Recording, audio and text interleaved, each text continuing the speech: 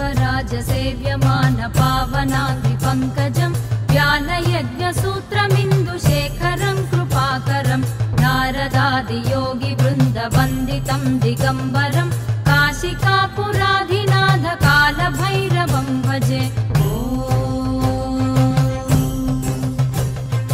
भानुकोटिभास्वरं भवाब्धितारकं परं नीलकण्ठमीप्सितार्थदायकं त्रिलोचनं कालकालमम्बुजाक्षमक्षशूलमक्षरं काशिकापुराधिनाथ कालभैरवं भजे। शूलटङ्कपाशदण्डपाणिमादिकारणं श्यामकायमादिदेवमक्षरं निरामयं भीमविक्रमं प्रभुं विचित्रताण्डवप्रियं काशिकापुराधिनाथ कालभैरवं भजे।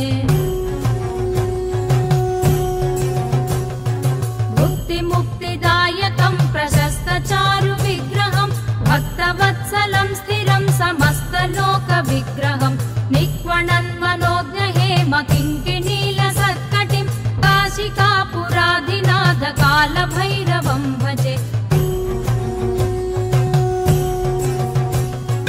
धर्मसेतुपालकं त्वधर्ममार्गनाशकं कर्मपाशमोचकं सुशर्मदायकं विभुं स्वर्णवर्णकेशपाशशोभिताङ्गनिर्मलं काशिकापुराधिनाथ